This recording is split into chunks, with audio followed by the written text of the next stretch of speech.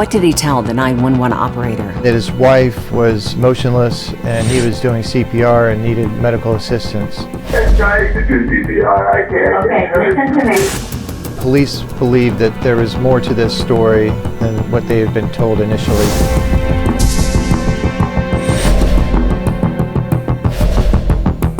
This woman very likely had been murdered. As a detective, you're always looking for the reason why something occurred, a motive.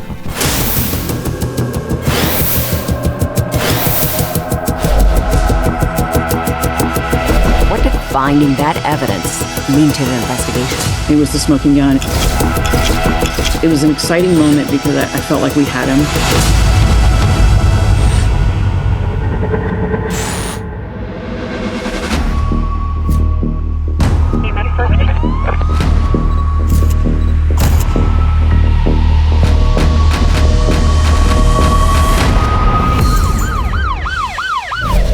Hi, I'm Nancy O'Dell. Today's Crime Expose takes us to Orlando, Florida, and an upscale neighborhood known as Delaney Park. The family-friendly community was rocked to its core when a woman named Shanti Cooper-Tronnes was discovered dead by her husband. The case took investigators through a series of twists and turns that ultimately led to a chilling conclusion. It was late in the afternoon on Tuesday, April 24th, when Orlando police received a hysterical phone call from a man named David Tronnes.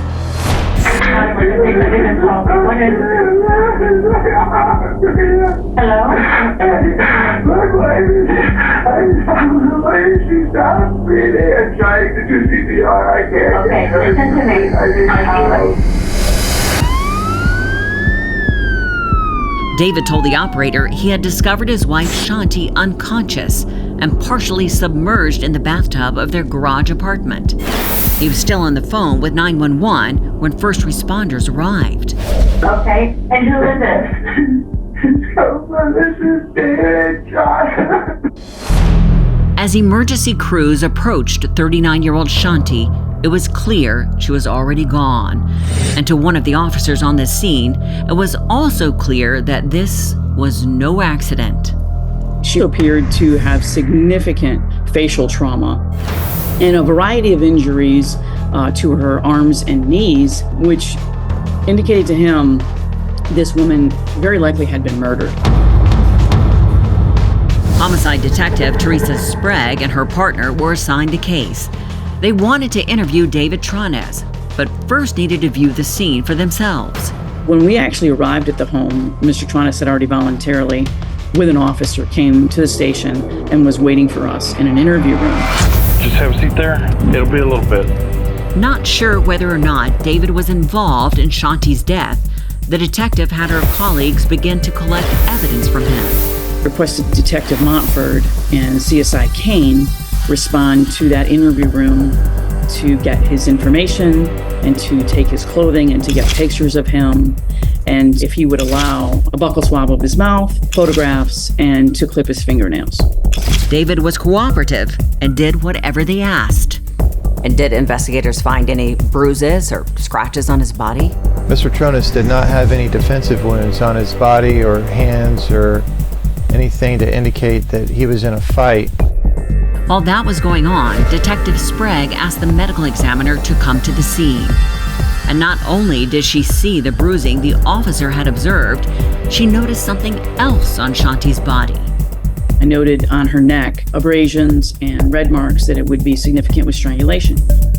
To confirm, the medical examiner opened Shanti's eyes. She had red marks inside the whites, which was a clear sign that the detective was right. There was no doubt Shanti Cooper-Tronnes had been murdered. The official cause of death was blunt force trauma and strangulation. Investigators now knew how she died, but weren't sure who would want to hurt her. Everyone seemed to love Shanti. She owned a successful financial consulting business and was a mother to an 8-year-old son from a previous marriage. Detectives had no choice but to start with her husband, David, since he was the one who found her. We know who she was with at the time she was found deceased, but not who was with her at the time of her death. In the interview room, David said he last saw Shanti alive around 9 a.m. He said she told him she was going upstairs to make some calls for work, so he went to the park with the dogs. When he arrived back home, he continued on with some yard work and cleaned up around the house, but never saw Shanti. Around 3:45, he started to wonder where she was, since it was time to pick her son up from school. I went upstairs. I don't hear her talking on the phone, so I say hello. I don't hear anything back. I can hear water running. She's not saying anything. Doesn't seem right. David said he then walked into the bathroom, and that's when he discovered her. I see her laying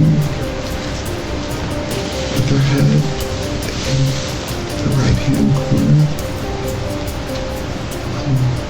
The water is running, and it's just extremely awful. He assumed Shanti was about to take a shower and fell.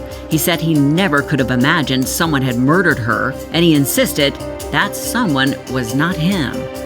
Police asked about their marriage, and Mr. Tronnes said that their marriage was fine. The couple had been together 5 years and married for 1. David told police he had given her a massive engagement ring, which he never took off. He said they were very much in love, but her first marriage was a different story.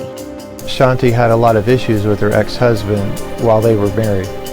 And just as detectives were learning about Shanti's prior relationship, her ex-husband, Jim Cooper, suddenly showed up at the crime scene.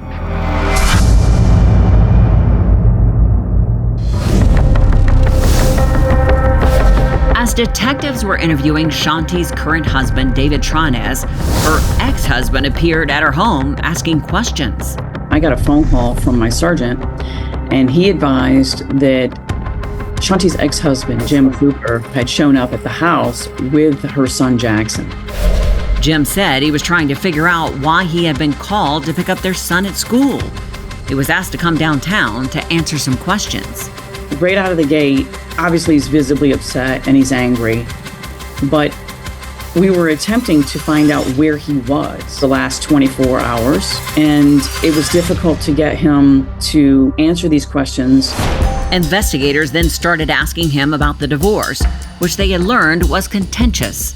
She wasn't happy in the marriage, she wasn't happy with Jim, and he had discovered that she'd had an affair. Jim wanted to give the marriage another chance, but Shanti was done. And did he admit to making the divorce difficult because he was angry? He absolutely made the divorce difficult on her because he didn't want the divorce. I think he was very angry about the broken trust. He was very angry that he was losing his family. The anger was still apparent as detectives spoke with him. He finally gave them an alibi, saying that he was at work all day. My immediate response to his interview was, he's still a suspect. I mean, he's not clear. Based on how he described the end of their marriage, as well as the contentious relationship between the two of them while raising their son, he was absolutely still a possibility. Investigators knew they needed to verify his alibi. They went to Jim's workplace and spoke with his co-workers and ultimately confirmed that he was telling the truth. At that point, Jim was eliminated as a suspect since his alibi was corroborated by co-workers. Back at the crime scene, police noticed that Shanti's engagement ring, which David mentioned to detectives, was nowhere to be found. With the couple's home under renovation and contractors in and out of the property, investigators wondered if robbery was a motive. When you get upstairs, you see a multitude of electronics, expensive electronics. Her purse is right by the television. It's open. Next to her purse is a $20 bill on the television stand that is in plain view. None of the easy things that would have been targets were removed. And there was more at the crime scene that just wasn't adding up. David said that he found Shanti in the bathtub and pulled her out to start CPR, but it didn't seem to match up with the evidence. And the bathroom floor wasn't wet. The bathtub had dried, diluted blood up to a blood stain about 3/4 of the way full, but the shower walls weren't wet, the tub wasn't wet, The rug had been pushed up away from the tub toward the wall, but nothing was wet between the shower, the tub, the floor, the carpet, all the way to where she was. Nothing made sense. And once again, investigators were forced to turn their attention back to David Tronnes.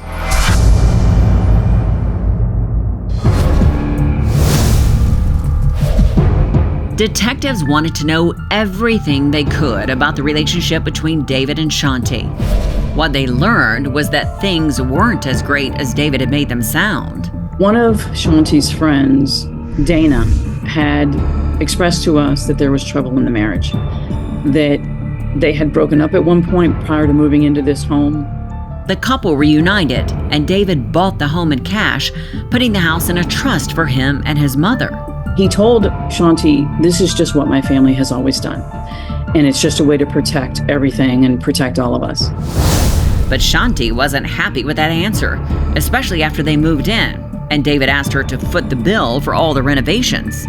David's handling of the renovation of their home turned out to be a disaster, hiring and firing contractors, all the while Shanti was paying for all of the renovations and incomplete work. 3 years after the project began, David, Shanti, and her son were still living in the garage apartment. She had spent $300,000 on renovations, and her name still wasn't on the deed to the home. She had indicated many times she wanted her name on this house because she had a financial stake, a significant financial stake. Friends told police that David had assured Shanti that he was taking care of everything. He became obsessed with a reality TV show called Zombie House Flipping and applied to be on the show. He was cast, but Shanti wanted no part of it, and tension between the couple grew. Police interviewed Shanti's son and learned that the couple had been in arguments on a regular basis, and they were heated arguments. So was stress from a home renovation project a motive for murder? Investigators decided to turn up the heat during their interview with David. You know, you fake cried for about 7 or 8 hours today. Not one tear came out of your eyes, not one. Not one, not on the scene with the officers, not in this room. There is not a lick of remorse for what you did to this woman, not even a little bit, okay? I'm really starting to believe you wanted her dead, and I'm really starting to believe you planned it. But David wouldn't admit to anything. Mr. Tronnes did not confess to murdering his wife, did not confess to harming her in any way, and stated repeatedly that he would never hurt her. With no physical evidence tying him to Shanti's murder, investigators were forced to let David go free. As they continued digging for clues, Shanti's cell phone records provided some eye-opening information. The cell phone forensics show us that phone is searching Facebook around 11:20 to 11:30 on Monday night, and then it's placed down on that nightstand. And that phone does not move until it's collected by police Tuesday night around 10:30. David had told police he last saw Shanti Tuesday morning when she went to make work phone calls. But investigators now knew that her phone had never been used that morning. On Tuesday morning at 6:58 in the morning, Shanti's cell phone gets a text message. That text message was never read, and it was from a business associate in North Carolina. I asked him, when did you expect her to read that text? And he said 7 o'clock. He said, she is so prompt. Within 2 minutes, I thought it was odd. He said within the hour, I thought something had happened to her. Investigators were convinced that Shanti had been murdered on Monday night and that David was the one responsible. The whole time frame that we believe when she was killed, he had already told us he was with her, and he was the only one with her. But they still didn't understand why he would do it. And then they got a call that gave them that shocking answer. Police received a tip that David had a membership to Club Orlando and might have been living a double life. Club Orlando was a gay male gym in the area, and police learned David had been a member for 18 months. He had been to the club as recently as the week before Shanti's murder, and the employee had indicated that he had seen sexual activity between David and men on at least 2 occasions inside the club. Police wondered if Shanti had found out about his secret lifestyle and asked for a divorce. Detectives discovered there was a big financial aspect to that question. So what did David stand to gain from Shanti's death? Over $1 million. With all of the combined accounts and the life insurance policy, it was over $1 million, and it might have been closer to $1.5 million with all of the interest that had accrued. Investigators believed David realized that Shanti was more valuable to him dead than alive. Is there a financial motive? Yes. If he were to get away with Shanti's murder, he's a millionaire. He still doesn't have to work, and he hadn't worked in 8 years. And he can fully renovate the home the way he wants and live the lifestyle he wants and probably never work again. 4 months after Shanti's murder, David Cooper-Tronnes was arrested and charged with first-degree murder. And investigators were about to make another big discovery.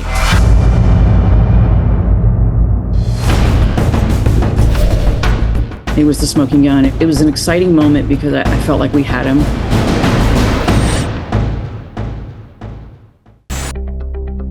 With David Cooper-Tronnes in jail awaiting trial, detectives continued to dig for anything else that would tie him to Shanti's murder. So you searched his mother's home. What did you find there? The most shocking thing, or the thing we hoped that we would find in a suitcase on the floor in the room where David was living, was Shanti's engagement ring. It was the item David had mentioned Shanti never took off her finger, and he felt police could never find it. It was the smoking gun. It was an exciting moment because I felt like we had him. I felt like it was the biggest lie that he had probably indicated to us, was not knowing where that ring was and when he knew we were looking for it. At trial, David still claimed his innocence, but a jury wasn't buying it. We, the jury, find the defendant guilty of first-degree murder. David Cooper-Tronnes was sentenced to life in prison without the possibility of parole. Shanti's son Jackson gave a victim impact statement saying that his mom was the best person he ever knew. My mom was the best person I ever knew. She worked a lot, but she never put her family over work. And now, it's time for today's Safety Spotlight. Finances are often a source of tension in any marriage, but there are steps you can take to help protect yourself. A professional can help couples navigate the complexities of balancing your financial life. If your intuition tells you something is off with your spouse or spending patterns change, consider having separate savings and checking accounts from your spouse. By doing so, it could help you have the financial freedom to leave the marriage if necessary. If your relationship becomes contentious, or if you're ending the marriage, remove your spouse as a beneficiary on your life insurance and make them aware you have done so. This may help reduce any financial motive for violence. Intimate relationships must be built on trust, and if that trust is broken through lies, misrepresentation, or undisclosed financial moves, it may be time to leave the marriage to prevent something more sinister. I'm Nancy O'Dell. For all of us here at Crime Expose, please join us next time and stay safe.